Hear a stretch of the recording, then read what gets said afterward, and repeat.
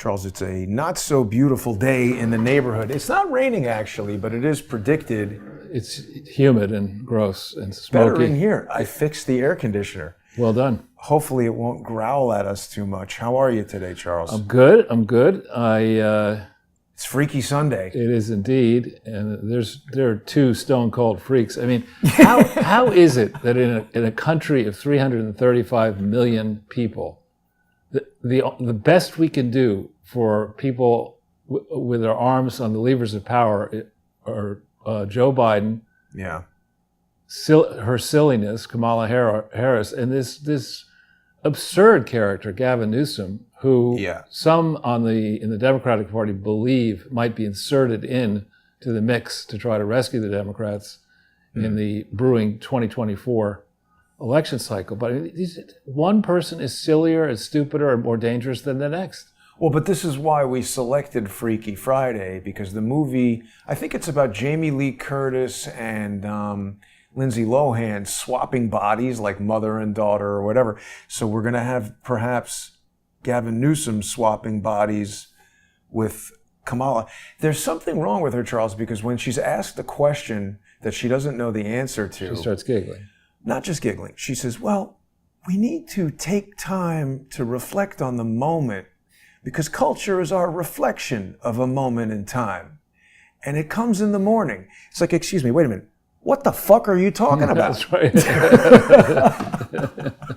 I mean, really, it's like those people will on a walk around when we go into the park and we spy Methuselah or somebody else living on a box, and they start talking. Those box people make more sense than Kamala Harris. Yeah. And it's not the first time she's done this. I mean, this is... What do you mean? Oh, that speech. Right, that's what I mean. It's like a device. Right, and it's not working. And this whole attempt to go through her handlers and say, well, the vice president is disappointed that she's not getting the kind of responsibility to which she's entitled. She's not really being given the big jobs. No, like the southern border being open, that's not a big enough job for you to fix. You're going to fix it by going to Paris to buy some cooking equipment or whatever she's obviously not competent. And this Gavin Newsom, I mean, yes, he could play a governor, maybe even a president in a movie, maybe, right? He's got, some people would say he's got hair, the movie star looks and all this kind of stuff. But look at his state. I mean, it's not like he has single-handedly fucked up San Francisco, right? The entire state of California, and now he wants to fuck up the America and the rest of the world. I mean, L.A. is pretty bad too. There's just an exploding homeless problem over there. Right, and he locks the state down, but he goes to this very expensive restaurant. I don't know the source of his wealth. How he's able to do all that. He's a school of Pelosi, school of Feinstein, all these plutocrat types out there in a state that is rubble at this point. I mean, San Francisco. The last time I was there was 2009, and I didn't like it then. I can't imagine how bad it must be now. Nice boots, though. And Kamala, of course, was the Attorney General of California. Good point. So I mean, and a senator from California. I mean, it's just totally screwed up. Right. So if you want fucked up, vote for these people, right? Yeah. And then, I like Victor Davis Hanson a lot. I think he's very impressive. It's most impressive that he's been able to keep a tenured position in I think it's the California State University system for decades, espousing views that are absolutely not dogma in California or in academia. And he has a column out, I think, in the last 24 hours or so, saying that without doubt, Joe Biden is the worst president of the last 100 years. Oh, I think 270 or whatever. I mean, 240. And people say that actually the real polls for presidential election cycles don't happen until after Labor Day in the presidential election year. Because they don't start asking likely voters only. Other polls are just, they're just sample people, and you really do have to ask likely voters because so many people don't vote. But for the life of me, I cannot imagine why anybody at this stage in the Democratic Party would even allow Joe Biden to think about running, let alone say that he is running. I mean, it's just what he's doing. He's single-handedly destroying the Democratic Party brand forever. I mean, you think about what he did. He's on this Ukraine war from the very beginning. He has refused to pick the discussion up in 2014, when you really have to start thinking about why it was that we got so much more involved in Ukraine and what was the United States doing, what had it been doing. He refuses to discuss any of that with the Russians. He initially says, we're going to let the Ukrainians do all the work, no offensive weapons. Well, like there's a big difference between defensive and offensive weapons. But anyway, that was the initial. You just give him spoons. Right, exactly. You just come out there. That's right. Saran wrap. Yeah. But and now, of all things, on Friday, he announces that the Ukrainians are out of ammunition, never bothering to explain, okay, what happened to all this ammunition? What happened to all these goods? How much of the stuff that we sent them has been sold in the black market, and who's getting the proceeds? But he says, look, because they don't have any more weapons, we're going to send cluster bombs. Ridiculous. And that was immediately too much for the Germans, who, correctly said, no, wait a minute, you can't do this. and some in the Democratic Party, to be fair to them, are saying, wait a minute, we cannot do this.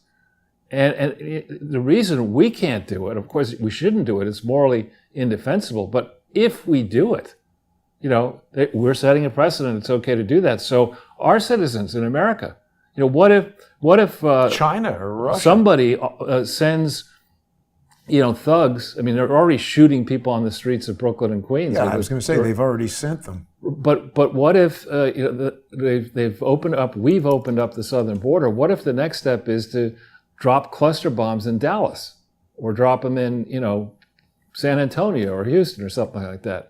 Or New York. And who, where and when was the detailed examination of an explanation of how Ukraine suddenly came to be the most important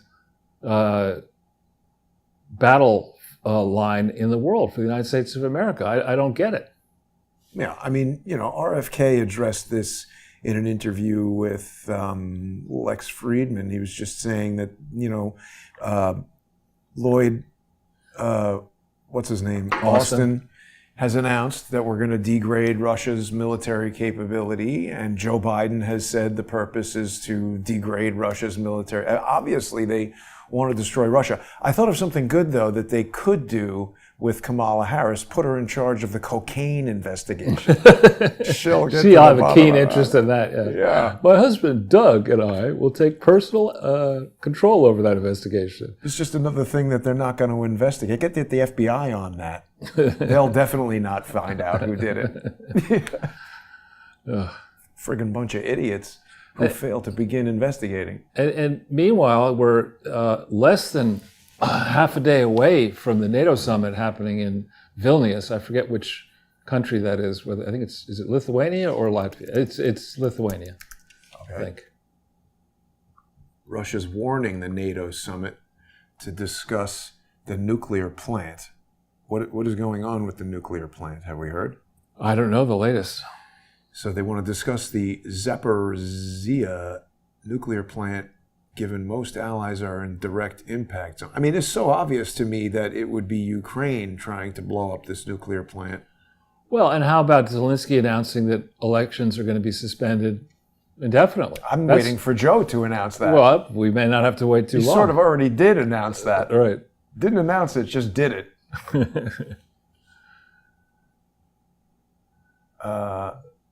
Ukrainian intelligence. That's a bit of an oxymoron. Right. It noted that Russian forces were pulling out of the territory around the plant.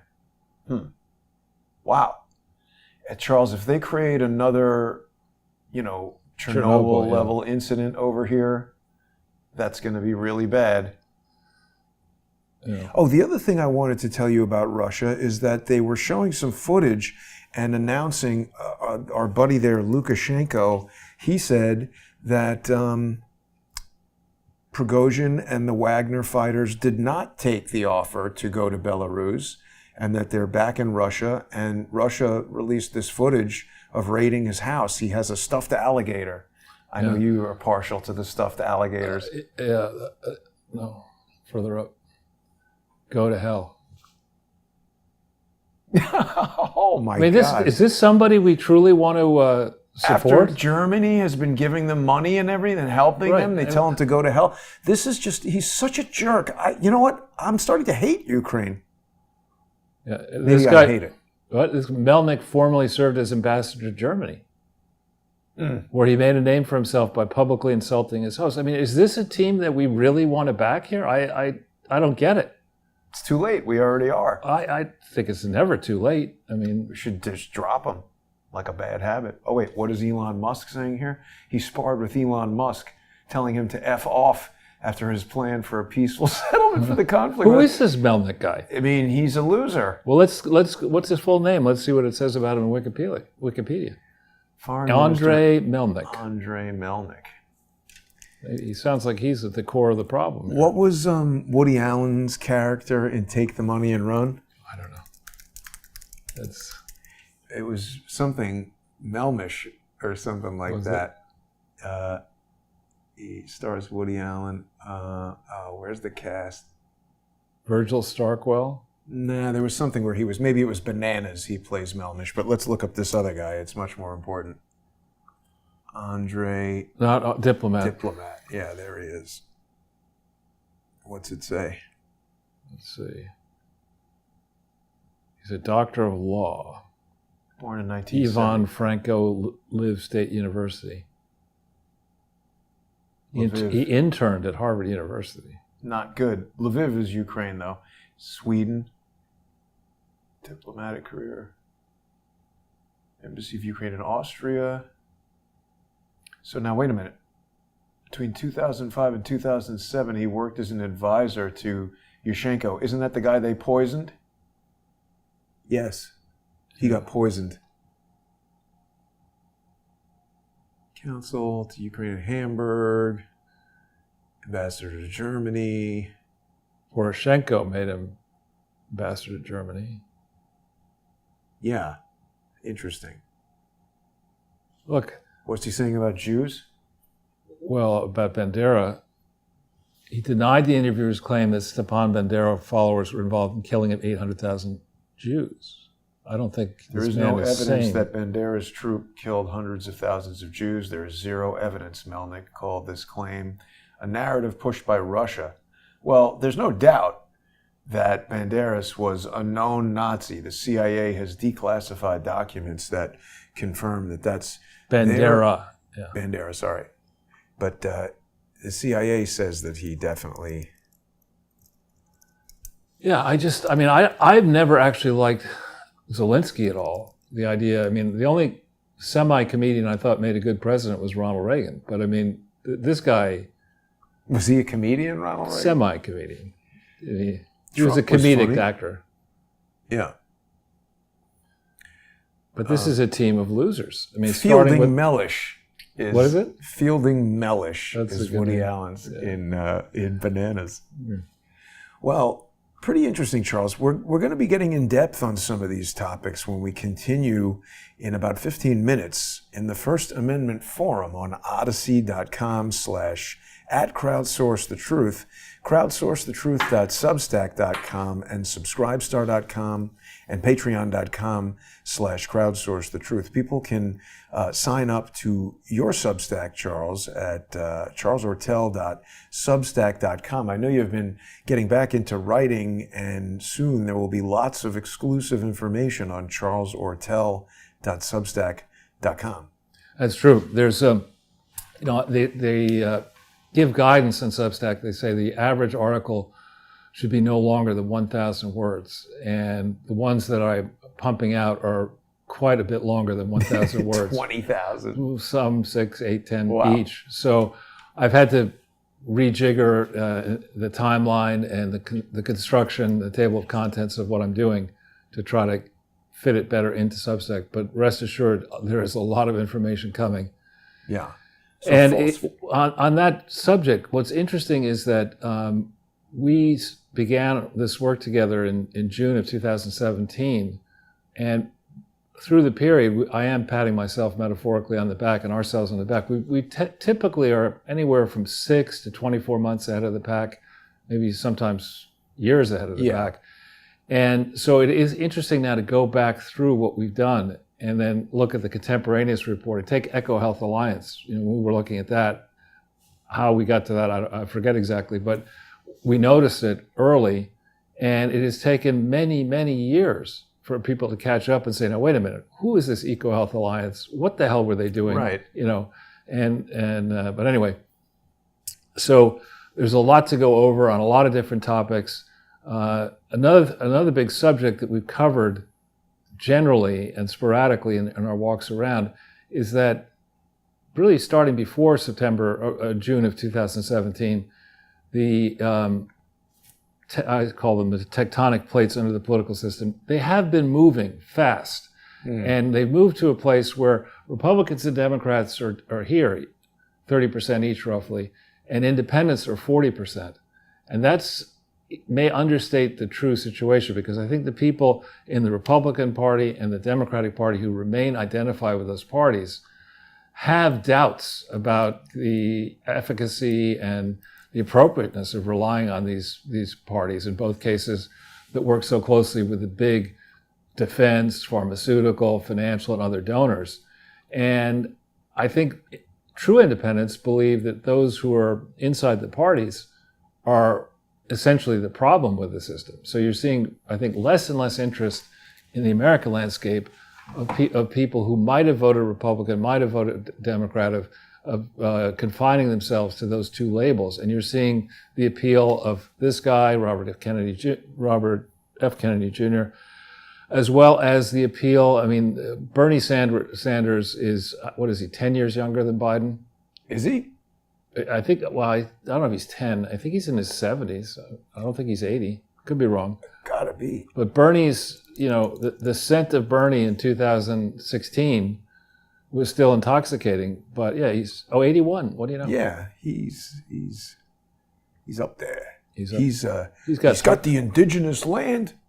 And also Ben & Jerry's is getting in a lot of trouble. They had one of the tribe leaders be like, hey, by the way, your factory is on our land. We'll take that ice cream. Yeah, I know. Has he said anything, the Ben & Jerry's guy? I haven't been following that. But my point is that, I went to one rally in 2016 to hear Sanders. And it really was, people waited. I think it was in April of 2016, and it was cold that day. And I was with my kids, and we had to wait in a very long line. And eventually Bernie got around to speaking, and the crowd went wild. The crowd just ate him up. And I think if RFK does a rally, the crowd will eat him up. We know the crowd eats up Trump, but the crowd is not eating up Mike Pence, and it's certainly not eating up Joseph Robinette Biden, the 27th or whatever he is. He's not even in a amuse-bouche. Right. They're not eating anything. Right. People see that and they're like, I'm not hungry. Exactly. Why am I here? Lost my appetite. Yeah. That is the rally. You had it up there in a second ago. Yeah. Because he's cold. You see, he's got a jacket. Right. And what was the day of this? Was it April? 7 years ago. Yeah, April 14th. Yeah, it was cold. It was very cold. Yeah. Oh, they have a video. So there he is, talking. Freezing. Yeah. This little bird knows. It's obviously there was that whole book that Jared Beck wrote about Bernie Sanders getting cheated. And they essentially admitted that they cheated, and they said, just fire. Here's another house. Yeah, just fire Debbie Wasserman Schultz. This will be fine. Nothing happened to anybody. Right. And likewise, what happened with these leaked DNC emails that are attributed to Seth Rich? Nothing happened from those DNC emails other than distracting from Hillary's emails.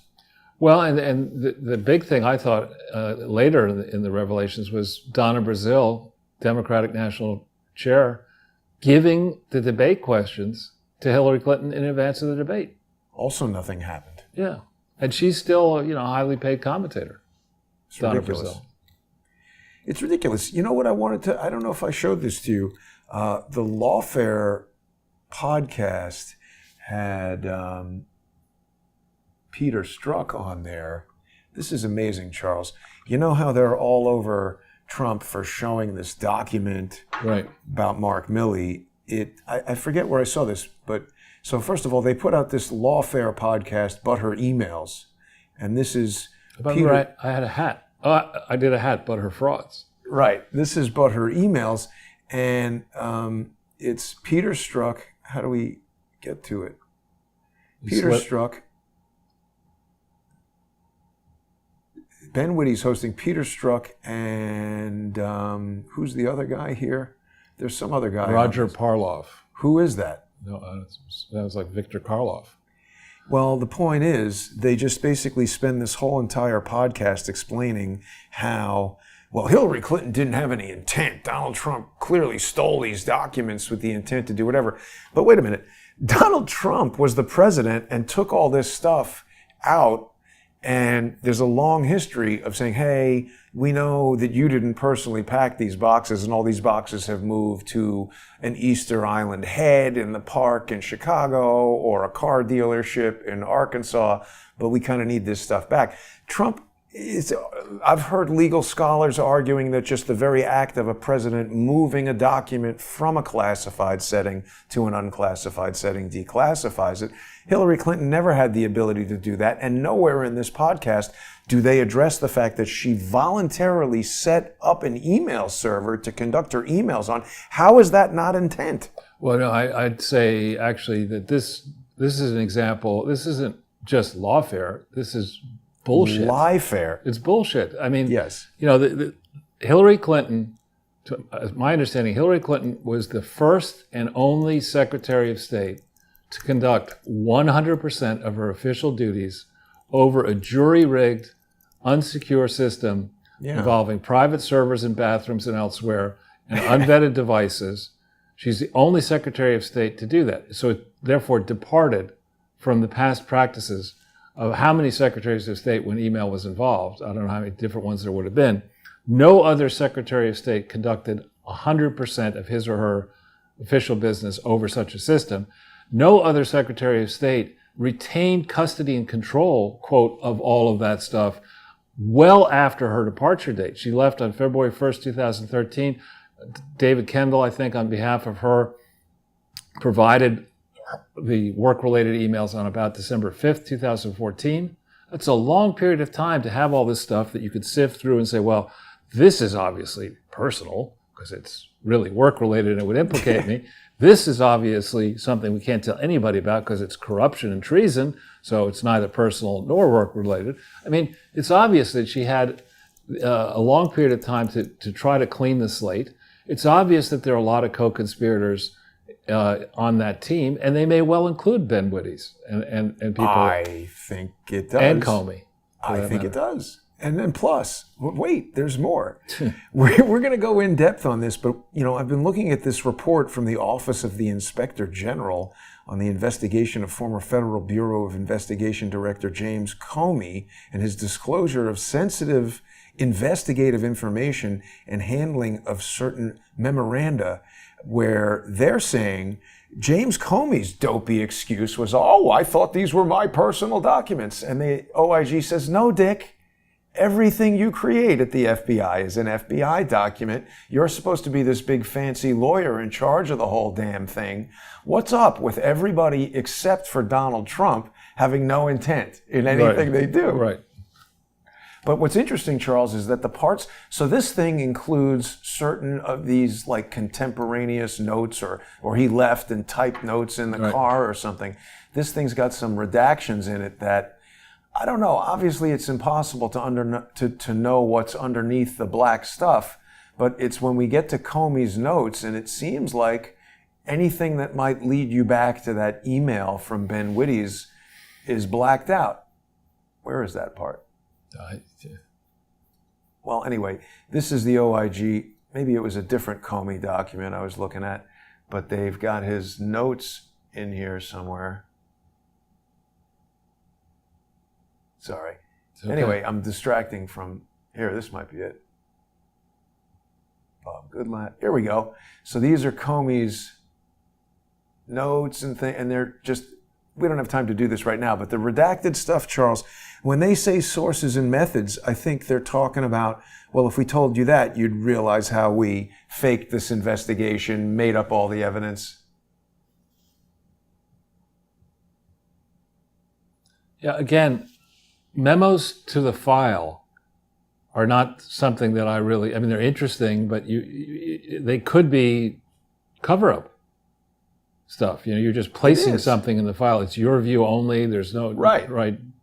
It's not a recording. This is the problem with the FBI. This is how these 302s work. They write down what you said. And if an FBI agent says you said yes, and you say, wait a minute, I said no, then you're fighting the FBI. It's super interesting that this meeting with Donald Trump, where he has dinner, and Trump tells him several times that he doesn't trust Flynn's judgment, which I find interesting. I don't know that I knew that Trump said that until I read this document this morning. I also don't trust Flynn, and I think that Flynn was part of the plan to get Trump. But it's just very selective stuff that's redacted from Comey's notes. And I mean, why does he get to redact these items from the public? Explain to him. I explained to him that at our dinner, the president had expressed interest in having me investigate the golden showers thing. Because, see, this is a very confusing email that obfuscates what Ben Wittes was emailing him. This is saying, you know, Trump is talking to him about the golden shower thing. He's talking about the Steele dossier. And he's saying, this is ridiculous. There were no prostitutes. There were never prostitutes. Trump says he doesn't deal with prostitutes. And Comey says that he goes on to discuss his various conquests and whatever, and Comey understands this to mean that Trump is telling him that he doesn't need to pay for sex. But what Trump is basically saying, the parts where he's quoted, he's saying that it's upsetting his wife. And this is a reasonable position for anybody to take. If you start publishing crap in the news that he's urinating on hookers. Oh, Charles, we've got to go over to the First Amendment Forum. So people are going to be able to join us in 3 minutes on odyssey.com/@crowdsourcethetruth, crowdsourcethetruth.substack.com, and subscribestar.com and patreon.com/crowdsourcethetruth. Hello in the United Kingdom. We're going to be going over this and much more in depth. So join us for the First